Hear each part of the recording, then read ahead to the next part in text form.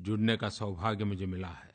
मैंने 15 अगस्त को पिछली बार सांसद आदर्श ग्राम योजना के संबंध में एक प्रस्ताव रखा था।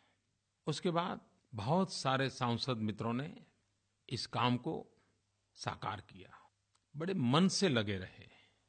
पिछले महीने भोपाल में एक कार्यशाला हुई, जिसमें जहाँ ये आदर्श ग्राम हो रहे हैं वहाँ के प्रधान, वहाँ के कलेक्टर, वहाँ के कुछ सांसद, भारत सरकार, राज्य सरकार, सब ने मिल करके आदर्श ग्राम योजना के विषय पर गहरी चर्चा की। किस प्रकार के नई-नई चीज़ें ध्यान में आई और बड़ी ही उत्साहवर्धक ध्यान में आई। कुछ चीज़ें ज़रूर मैं आपके ध्यान में लाना चाहता हूँ। झारखंड एक प्रकार से काफ़ी बड़ा प्रदेश, आदिवासी क्षेत्र है। दुर्भाग्य से माओवाद, उग्रपंथ, बम बंदूक, लहूलुहान धरती, झारखंड की जब बात आती है तब ये सारी बातें सुनाई देती हैं। इन वामपंथी उग्रवादियों के प्रभाव के तहत वहाँ के कई इलाके बर्बाद हुए हैं। लेकिन वहाँ के हमारे सांसद वैसे बहुत बड़े वरिष्ठ हैं, कभी संसद में डेप्यूटी स्पीकर भी रहे हैं। श्रीमान करिया मुंडा जी, आदिवासियों के लिए उन्होंने अपनी जिंदगी खपाई हुई है। उन्होंने झारखंड के कुंती जिला के परसी ग्राम पंचायत को आदर्श ग्राम बनाने के लिए चुना। उग्रवादी वामपंथी का राज जहाँ चलता था, वहाँ सरकारी मुलाजिमों के लिए जाना भी मुश्किल था। डॉक्टर तक जा नहीं पाते थे।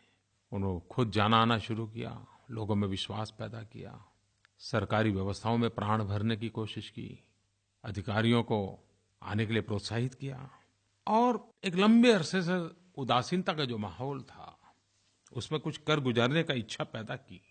आदर्श ग्राम में इंफ्रास्ट्रक्चर की और व्यवस्थाओं के साथ-साथ ये जन चेतना जगाने का एक बड़ा ही सफल प्रयास झारखंड के इस परसी गांव में हुआ। मैं आदरणीय सांसद श्रीमान करिया मुंडा जी को बधाई देता हूँ। वैसा ही मुझे एक खबर मिली आंध्र से। आंध्र के सांसद अशोक गजपति राजू जी आदर्श ग्राम की योजना में वो खुद खप गए और उन्होंने आंध्र प्रदेश के विजयनगरम जिले के द्वारापुड़ी ग्राम पंचायत को आदर्श ग्राम के लिए चुना। बाकी व्यवस्था तो हो रही है, लेकिन उन्होंने एक बड़ा विशेष इनोवेटिव काम किया। उन्होंने वहाँ की स्कूलों में जो विद्यार्थी पढ़ते हैं, उनको एक काम दिया, क्योंकि गांव में नई पीढ़ी तो शिक्षा के लिए भाग्यशाली बनी है, लेकिन गांव की पुरानी पीढ़ी निरक्षर है। तो उन्होंने जो बड़ी आयु के बच्चे थे, उनको कहा कि अब हर दिन आपको अपने माँ बाप को इस क्लास में पढ़ाना है।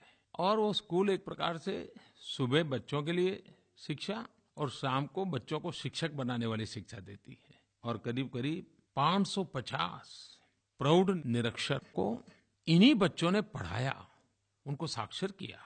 देखिए, समाज में कोई बजट नहीं, कोई सर्कुलर नहीं, कोई खास व्यवस्था नहीं, लेकिन इच्छा शक्ति से कितना बड़ा परिवर्तन लाया जा सकता है, वे द्वारापुड़ी ग्राम पंचायत से देखने को मिल रहा है। वैसे ही एक हमारे आदरणीय सांसद श्रीमान C.L. रुवाला, ये मिजोरम के सांसद है, नॉर्थ ईस्ट। उन्होंने ख्वालाइलंग गांव को आदर्श ग्राम के लिए चुना और उन्होंने एक विशेष काम किया। ये गांव शुगर केन, गन्ने के उत्पादन के लिए तथा राज्य में कुर्ताई गुड़ के लिए काफी प्रसिद्ध है। श्रीमान रुवाला जी ने इस गांव में 11 मार्च को कुर्ताई कुट शुगर केन फेस्टिवल शुरू किया।